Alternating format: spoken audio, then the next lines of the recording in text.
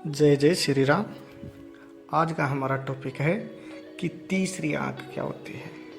हमने बहुत सुना है कि भगवान शंकर के 3 आंख थी, तो आज मैं आपको बताता हूँ कि तीसरी आंख क्या होती है। और बहुत से सवाल होते हैं कि क्या भगवान शंकर की 3 आंख थी, तो क्या मनुष्य के अंदर भी 3 आंख होती है या नहीं होती है। आज हम उसके बारे में चर्चा करेंगे, लेकिन आप पूरा वीडियो देखोगे कि तीसरी आंख का राज क्या है और तीसरी आंख होती क्या है और तीसरी आंख को जागृत कैसे करें। तीसरी आंख को जागृत करने के लिए हमें पहले सुमिरन, ध्यान, भजन करना जरूरी होता है तीसरी आंख खोलने के लिए। जिस प्रकार से एक खराब कपड़े को साबुन से धोने के लिए रगड़ना पड़ता है, ठीक उसी प्रकार से तीसरी आंख को खोलने के लिए हमें योग साधना, सुमिरन, ध्यान, भजन इत्यादि करना पड़ता है, तभी तीसरी आंख खुलती है मनुष्य की। ऐसे तीसरी आंख नहीं खुलती, उसके लिए बहुत तपस्या, कठिन तपस्या करनी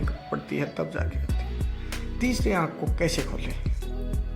हिंदू धर्म और बौद्ध धर्म में माथे के केंद्र और बाहों के ठीक ऊपर तीसरी आंख का स्थान मानते क्या मानते हैं। बाहों के माथे के बीच के सेंटर में और बाहों के ऊपर तीसरी आंख का स्थान मानते हैं। त्रिनेत्र चक्र के ज्ञान को ध्यान के माध्यम से प्राप्त कर सकते हैं। एक यही मार्ग है जिससे हम अपनी तीसरी आंख खोल सकते हैं। कौन सा? ध्यान, सुमिरन, ये करना पड़ेगा। मतलब कि तीसरी आंख को प्रतिबिंब करने के लिए बाहों के बीच तिलक या बिंदी लगाते हैं जिसे शिव के रूप में देखा जाता है। हम भगवान के जाते हैं, बीच सेंटर में हम माथे पे तिलक लगाते हैं। स्त्रियां जो बिंदी लगाती है वो निशान होता है तीसरी आंख का, त्रिनेत्र बोलते हैं उसको। और सबसे बड़ा सवाल होता है कि तीसरी आंख खोलने में कितना समय लगता है। आपकी तीसरी आंख को खोलने का समय लगेगा, इसकी कोई विशेष समय सीमा नहीं है। मतलब कि पता नहीं कितने दिन आपको जब तब भजन करना पड़े, इसका कोई निश्चित समय नहीं है कि 2 महीने में, 5 महीने में, साल में, 5 साल में, 10 साल में खुलेगी। नो, यदि आप अच्छे से कर रहे हो, अपने कर्म, भजन, सुमिरन कर रहे हो, तो ये 2 महीने में भी खुल सकती है, ज्ञान प्राप्त हो सकता है। नहीं हो तो पूरे जीवन भी नहीं हो पाता है। कुछ लोगों का मानना है कि इसमें कुछ दिन, 1 सप्ताह, 1 महीना या उससे अधिक समय लग सकता है, और दूसरों का कहना होता है इसमें वर्षा या जीवन भर का अभ्यास भी लग सकता है। वो ही बात आ गई। मतलब कि आपके ऊपर डिपेंडेंट करते हैं कि आप साधना कैसे करते हो, भजन कीर्तन कैसे करते हो। यदि आपकी तीसरी आंख का मतलब, तीसरी आंख खुलने का मतलब ये होता है कि आपको बहुत बड़ा ज्ञान प्राप्त हो जाना, और वो अपने दिमाग के अंदर खुलती है तीसरी आंख। क्या इंसान में भी तीसरी आंख होती है? हमने बहुत से चर्चे सुने। इंसान में भी होती है तीसरी ग्रंथि। साइंस के अनुसार मैं आपको बताता हूँ कि साइंस में तीसरी आंख किसको बोलते हैं। इंसान के ब्रेन में एक ग्रंथि होती है जिसे पीनियल ग्लैंड कहा जाता है। क्या कहा जाता है? पीनियल ग्लैंड, जो होती है इंसान के ब्रेन में। माना जाता है कि ग्लैंड कभी मानव की तीसरी आंख हुआ करती थी। क्या हुआ करती थी? ग्लैंड मानव की तीसरी आंख हुआ करती थी। और तीसरी आंख कितनी जल्दी सक्रिय करने के लिए क्या करें। योग और ध्यान की मदद से तीसरी आंख कैसे खोलें। मित्र, दोस्त, योग या ध्यान के द्वारा तीसरी आंख नहीं खुलती है, बल्कि ध्यान के द्वारा छठी इंद्रियां जो दोनों बाहों के बीच होती है, जिसे आज्ञा चक्र कहते हैं, यह ध्यान द्वारा खुलती है। मतलब सत्य असत्य का भेद और ज्ञान का आध्यात्मिक उदय होता है। मतलब वही आगे जो हमारे सेंटर में होती है ना, ये नहीं, कहाँ होती है, तो एकदम बाहों के बीच में हम टीका लगाते हैं ना, वही तीसरी आंख होती है। त्रिनेत्र क्या करता है हमारे जीवन में? तीसरे नेत्र का क्या महत्व है? क्या हमारी महत्वाकांक्षा है तीसरे से? तीसरी आंख एक चक्र है जो बाहों के बीच, माथे के बीच में स्थित होता है। यह अंतर्ज्ञान, अंतर्दृष्टि और रहस्यवाद से जुड़ा हुआ है। तीसरी आंख 7 चक्रों में से छठी इंद्री बोलते हैं, जो हमारे बुजुर्ग बोलते हैं ना कि तेरी छठी इंद्री याद आ जाएगी तुझे। और जिस दिन समझ ले आपकी छठी इंद्री खुल गई, वो त्रिनेत्र है और आप अपने शरीर पे कंट्रोल कर लोगे। छठी इंद्री से है जो शरीर, मन और आत्मा के मेरिडियन को नियंत्रण करती है, मतलब कि वो आपकी ज्ञानेंद्रियों को कंट्रोल कर लेती है। यह हमें उच्च चेतना और ज्ञानोदय के स्थान पर ले जा सकती है, मतलब कि हमें पूर्वाभास हो जाएगा, कुछ भी होगा उससे पहले। इसको बोलते हैं छठी इंद्रिय।